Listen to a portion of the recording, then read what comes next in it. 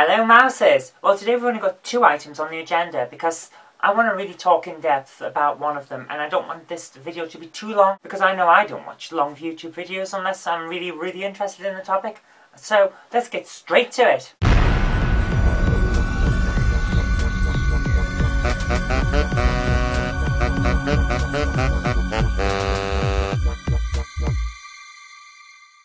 Okay, first up is the story that a porn website has been hacked and all the details stolen.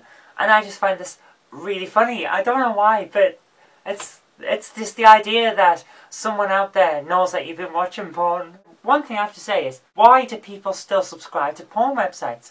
If you do a quick Google search and turn off adult filter, then all of a sudden you get free porn. People are out there giving away all kinds of weird smut and people are still paying for it.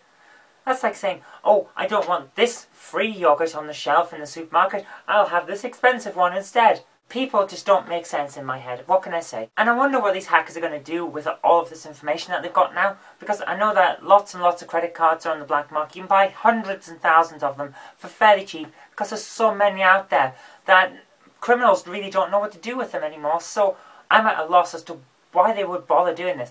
The only reason I can think of is, what they're actually going to do is not use the credit card information, well, maybe use the credit card information to pay for the postage for the card that they're going to send to your wife to say, your husband's been watching porn, here's a list of what he's been having.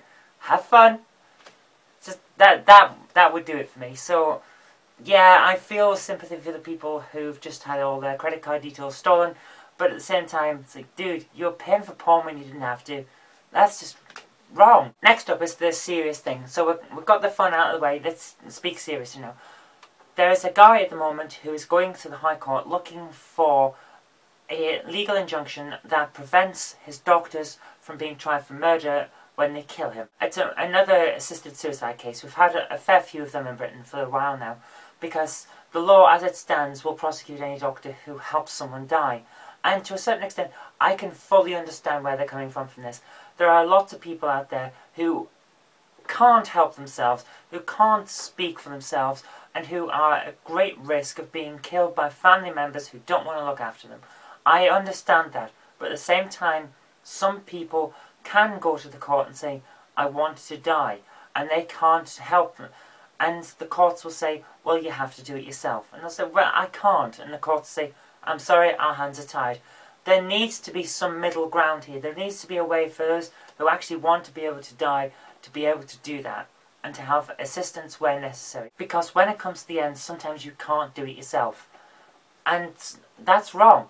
People should be allowed to die when they choose. I wish good luck to this guy, but I don't want it to set the precedent where families can just go get a court order to kill someone, because that is wrong. There are lots of people out there who want to live life to the fullest, and whose family may decide that they're too much of a burden. And I don't use that word lightly, but that is how they might feel. And I want to protect the people that are out there who are in danger of that, but at the same time I want to help guys like this guy that's going to court now. There has to be a way. Other countries have done it.